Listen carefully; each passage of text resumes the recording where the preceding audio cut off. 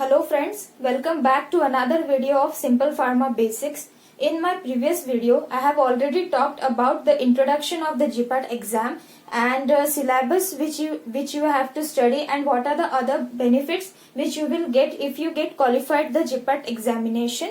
Now coming to the next part, that is the let's talk about GPAT examination part 2. Here I have divided my video into 3 parts, that is why you have to do GPAT, then how to do GPAT, and there is also a third part that I will discuss at the end. So let's begin with the first part, that why you should do the GPAT examination. तो किसी भी चीज को अगर आप करना अगर आपको किसी भी चीज को या किसी एग्जाम को आपको प्रिपेयर करना है तो सबसे पहले आपको व्हाई क्लियर होना जरूरी है कि आपको वो एग्जाम करना क्यों करना है, या वो एग्जाम करने के बाद आपको क्या क्या बेनिफिट्स मिलने वाले हैं. तो जो कुछ बेनिफिट्स है वो मैंने शॉर्ट में मैंने प्रीवियस वीडियो में बताए हैं, लेकिन जो एक थोड़ा सा और आपको थोड़ा डीप में बेनिफिट्स में बताने वाली हूँ, या ऐसा आप समझ लो कि मेरे कुछ क्वेश्चंस हैं आपसे. अगर ये क्वेश्चंस के आंसर आप खुद को आप आंसर्स करो इसके, और अगर आपको लगता है कि हाँ मुझे ये चाहिए, तो आप जीपैट के लिए प्रिपेयर करो, और ये आपके लिए एक मोटिवेशन भी हो जाएगा कि आपको क्यों जीपैट करना है. तो सबसे पहले देखते हैं कि हमें जीपैट क्यों करना है. अगर मैं आपसे पूछूं कि आपको जीपैट क्यों करना है, तो एक सिंपल सा आंसर आएगा कि एमफार्म में एडमिशन लेने के लिए. कि मतलब अगर मैं पूछूं कि क्यों करना है, why you want to do GPAT, तो सबसे पहले बोलेंगे कि एमफार्म में एडमिशन लेनी है, इसलिए हमको जीपैट करनी है. लेकिन क्या सिर्फ एमफार्म में एडमिशन लेनी है इसलिए आपको जीपैट करनी है? इसके बाद में अगर मैं आपको सेकंड क्वेश्चन पूछूं कि जीपैट के स्कोर के बेसिस पे आप इंडिया के टॉप मोस्ट जो फार्मास्यूटिकल कॉलेजेस है उसमें एडमिशन ले सकते हो, और वो भी ऐसे कॉलेज जिनकी फीस भी कम है और वहां का एजुकेशन भी एकदम टॉप क्लास है. तो क्या आप जीपैट नहीं करोगे? तो हाँ, तो अगर आप जीपैट करते हो, ना सिर्फ क्वालिफाई, लेकिन अगर अच्छे रैंक से आप क्वालिफाई करते हो, तो इंडिया के जो टॉप मोस्ट इंस्टीट्यूट है like BHU Varanasi, then ICD Mumbai, then BCP Mumbai, ऐसे जो कुछ कॉलेजेस है इसमें आपको डायरेक्टली एंट्री मिल सकती है विदाउट एनी एंट्रेंस एग्जामिनेशन. और यहाँ की जो फीस है वो भी अच्छी है, अफोर्डेबल फीस है. या फिर जो जैसे आप दूसरे आपको इंस्टीट्यूट्स पता है लाइक बिट्स पिलानी, उन लोग बिट्स पिलानी में एक अलग से भी एंट्रेंस होती है, लेकिन वहाँ it is no doubt it is one of the best college of India. लेकिन अगर वहाँ की फीस की बात करें तो हर कोई अफोर्ड नहीं कर सकता. तो सबसे पहली बात तो ये है कि अगर आप जीपैट क्वालिफाई करते हो with good rank and with good score, तो आपको इंडिया के टॉप मोस्ट जो कॉलेजेस है वहां पे एडमिशन मिलने की, डायरेक्ट एडमिशन मिलने के चांसेस होते हैं. एंड सेकेंड, आपको नाइपर के लिए भी चांस मिलता है. देन एक और मैंने आपको एक चीज बताई थी कि स्टाइपेंड मिलता है like scholarship. Every month you get scholarship of 12,400 rupees per month. अब कुछ जो मेरे छोटे भाई बहन हैं, कुछ लोग होते हैं जो किसी पुअर इकोनॉमिक कंडीशन से आते हैं, या अगर मिडिल क्लास भी होंगे तो उनके लिए 12,400 रुपीज मंथली मिलना बहुत बड़ी बात है. लाइक आप लोग जो आज तक घर से एक्सपेंसेस के लिए खर्चे मांगते आ रहे थे वो आपको नहीं मांगने पड़ेंगे. आप लोग खुद अपना खर्चा उठा सकते हो आराम से. इतनी 12,400 पर मंथ अच्छी अमाउंट है. तो अगर आप जीपैट क्वालिफाई करते हो विथ एनी रैंक, तो आपको 12,400 रुपीज हर मंथ मिलेंगे, एवरी मंथ आपको मिलेंगे. देन आपको जीपैट क्वालिफाई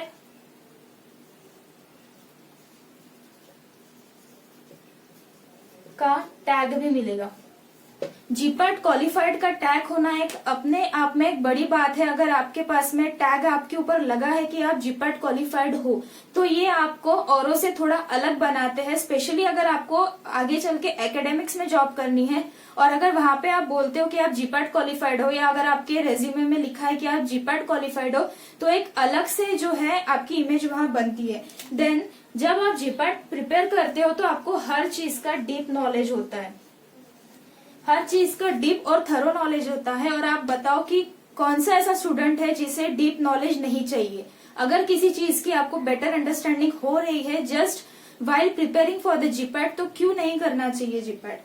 देन एक और भी एक बड़ी चीज है जो मेरे लिए काम किया, मतलब जो एक मुझे लगती थी, अब मुझे पता नहीं कि आप में से किसी को ये लगता है या नहीं, लेकिन ये पर्सनली मेरी थी कि I was a NEET aspirant. मैंने नीट के लिए ट्राई किया था, मैंने सीईटी भी दी थी, बट मैं उस टाइम नीट मेरा क्वालिफाई नहीं हुआ था, सीईटी मेरा नहीं हुआ था उस टाइम। तो मेरे मन में एक ऐसी बात बैठ गई थी कि मैं कभी कॉम्पिटिटिव एग्जाम नहीं कर सकती हूँ, या मेरे अंदर वो कैलिबर नहीं है कि मैं कॉम्पिटिटिव एग्जाम कर सकती हूँ। देन सेकेंड थिंग, मुझे निगेटिव मार्किंग से डर लगता था।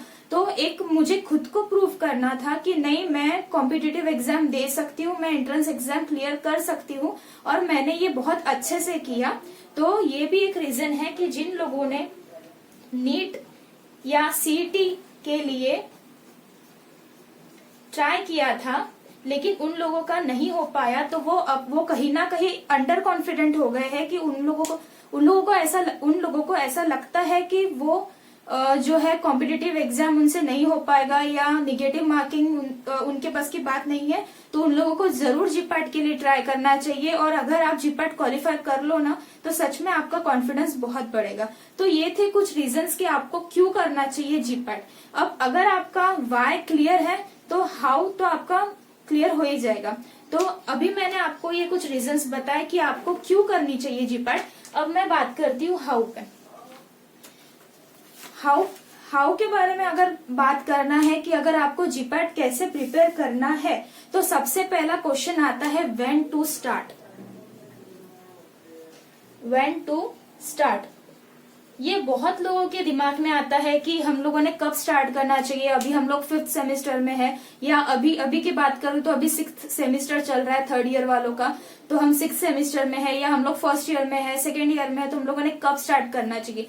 तो अभी अगर मैं बात करूं तो जो नेक्स्ट जीपैट होने वाला है, जीपैट 2021, तो आपके जीपैट एग्जामिनेशन जनरली जनवरी में होते हैं।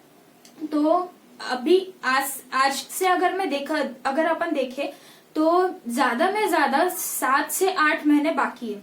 7 to 8 मंथ्स आपके पास में टाइम है। आप अभी स्टार्ट कर दो, अच्छे से प्रिपेयर हो जाएगा, लेकिन अब डिले मत करना, लिटरली अब डिले मत करना, क्योंकि मैंने मेरे बहुत से ऐसे फ्रेंड्स को देखा है जिन्होंने बस आज से नहीं कल से करेंगे सोचते सोचते उन लोगों ने इतना डिले कर दिया कि आखिर में उन लोगों को पछताना पड़ा कि काश हम लोग थोड़ा पहले से पढ़ना स्टार्ट करते थे। तो ये चीज आपके साथ ना हो। तो अगर आप 3rd ईयर के स्टूडेंट हो तो अभी आप स्टार्ट कर दो। 7 to 8 मंथ्स है आपके हाथ में, आप इजीली कर पाओगे, लेकिन अभी स्टार्ट कर दो। और उसके बाद में अगर बात करें कि 1st ईयर 2nd ईयर वालों ने क्या करना चाहिए, उनको भी अगर लगता है कि आगे चल के उनको एमफार्म करना है, बहुत लोग होते हैं जिनको पहले से ही पता होता है कि उनको एमफार्म करना है। अगर एमफार्म करना है तो जीपैट आपको करना ही करना है। तो जीपैट अगर आपको पता ही है कि फाइनल ईयर में आपको करना है, तो आप 1st ईयर से ही रेफरेंस बुक्स पढ़ना स्टार्ट कर दो।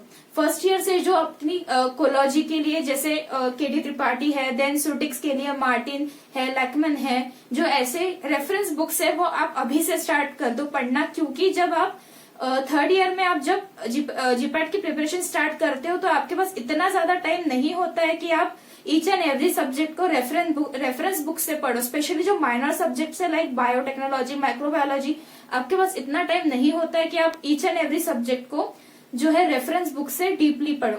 तो इसलिए बेटर है कि आप अभी से विथ बेटर अंडरस्टैंडिंग अभी से डीपली पढ़ो for 1st and 2nd year students. Then एक जो बड़ा प्रॉब्लम आता है वो ऐसा कि कोचिंग। तो कुछ मेरे स्टूडेंट्स है जो स्टूडेंट्स नहीं, कुछ मेरे जूनियर्स है जो मुझे पूछते हैं कि हम लोगों ने कोचिंग लगाना चाहिए या नहीं लगाना चाहिए, या अगर हमारे पास कोचिंग नहीं अवेलेबल है तो हमने कैसा करना चाहिए। देखो, अगर आपके एरिया में कोचिंग अवेलेबल है तो for sure go for it. अगर कोचिंग अवेलेबल है आपके एरिया में तो आपको लगानी ही चाहिए। वो इसलिए, यस आई एग्री, कि वो आपको नया कुछ नहीं पढ़ाएंगे, थोड़ा बहुत नया होता भी है लेकिन इतना भी आपको नया वो कुछ पढ़ाएंगे नहीं, लेकिन आपको जो एक ट्रैक मिलेगी, एक डायरेक्शन मिलेगी, वो आपके लिए बेनिफिशियल होगी। कि जैसे जैसे आपकी कोचिंग का सिलेबस आगे बढ़ रहा है उसी ट्रैक में, उसी डायरेक्शन में आपकी पढ़ाई होगी। तो अगर कोचिंग अवेलेबल है तो आपको 100% कोचिंग लगानी है। अगर नहीं अवेलेबल है या इकोनॉमिक कंडीशन आपको फेवर नहीं करती है कि आप कोचिंग लगाओ, तो उस टाइम भी आपको टेंशन लेने की जरूरत नहीं है। बस थोड़ा सा आपको अपना सेल्फ डिसिप्लिन बढ़ाना होगा, थोड़े ज्यादा एफर्ट्स लेने होंगे। तो उस टाइम आप एक ऐसा कर सकते हो कि अगर आपके पास कोचिंग अवेलेबल नहीं है तो आप एक ग्रुप बना लो।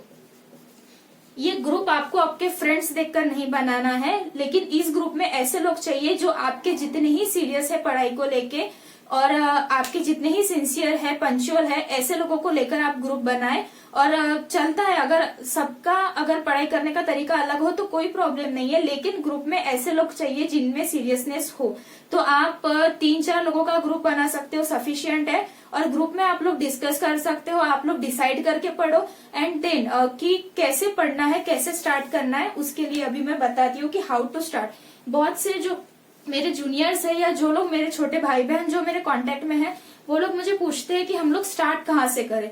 तो स्टार्ट करने के लिए मैं सबसे पहले बोलूंगी कि देखो, ये जो चीज मैं बताने वाली हूँ ये आप सिर्फ जीपाट के लिए नहीं, आप किसी भी एग्जाम के लिए अप्लाई करो। अगर आप लोगों ने सुना होगा कि जो लोग यूपीएससी के लिए प्रिपेयर करते हैं वो लोग बोलते हैं कि हमें तो स्टार्टिंग के 1-2 महीने तो सिर्फ सिलेबस समझने में ही लग गए। तो आपको जीपैट के लिए भी ऐसे ही करना है, आपको इतना टाइम नहीं लगा जीपैट का सिलेबस समझने में, लेकिन आपको सिलेबस पहले थरोली देख लेना है। और मैं आपको ये बता सकती हूँ कि जब आप सिलेबस देखोगे तो आपको ऐसा लगेगा कि इसमें से 70 to 75% चीजें तो हम पहले ही पढ़ चुके हैं। आप जब देखोगे तो ऐसा लगेगा कि ये तो मैं फर्स्ट ईयर में पढ़ चुका हूँ, ये तो मैं अभी 6th सेमेस्टर में मेरे सिलेबस में, ऐसे आपको लगेगा कि आप ये पढ़ चुके हो। इसके बाद में नेक्स्ट स्टेप आपको ये करनी है कि जिस भी एग्जाम के लिए आपको प्रिपेयर करना है या जिस भी चीज के लिए आपको प्रिपेयर करना है, तो पहले ये जानना जरूरी है कि वो चीज आपसे डिमांड क्या करती है। मतलब वो जो एग्जाम है उसका नेचर क्या है, किस टाइप के क्वेश्चंस वो डिमांड करते हैं, क्या वो थरो नॉलेज वाले क्वेश्चन डिमांड करते हैं या वो डीप क्वेश्चंस डिमांड करते हैं या वो घुमा फिरा के क्वेश्चन पूछते हैं या स्ट्रेट फॉरवर्ड क्वेश्चन पूछते हैं। तो उनका जो नेचर ऑफ क्वेश्चनिंग है वो आपको पता करना है। तो इसके लिए आपको जो उनके ओल्ड क्वेश्चन पेपर्स है उनको आपको टैली करना है। टैली करना है मतलब उनको आपको सॉल्व करना है। जैसे अगर आप जीपैट 2021 के लिए प्रिपेयर कर रहे हो तो जीपैट 2020 का पेपर आप देखो, उसको सॉल्व करो।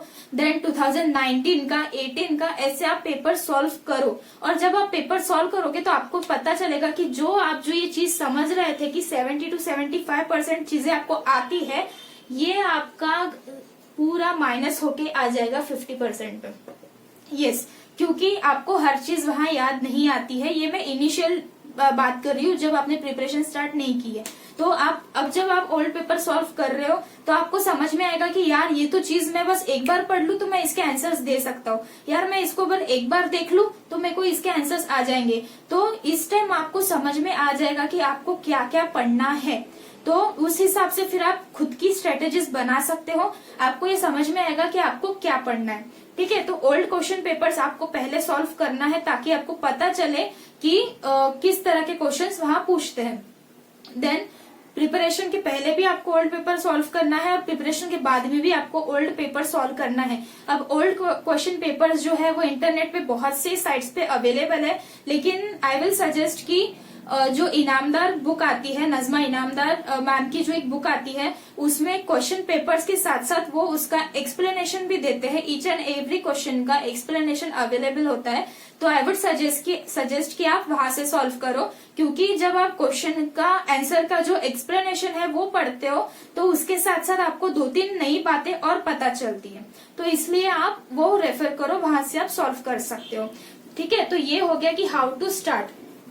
देन इसके बाद में बात आती है कि कौन से सब्जेक्ट पे मेन फोकस करना है। और हाँ, इसके बाद में जिन लोगों की कोचिंग है उनका तो ठीक है कि उनके जो टीचर पढ़ा रहे हैं उस हिसाब से उस सीक्वेंस का इंडेक्स बना के वो लोग फॉलो कर सकते हैं, पढ़ सकते हैं। लेकिन जिन लोगों की कोचिंग नहीं है उनका क्या, वो लोगों ने कैसे पढ़ना।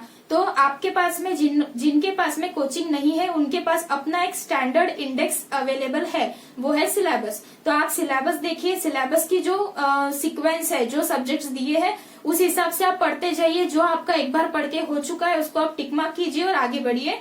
बस इस तरह से आप प्रिपेयर कर सकते हो।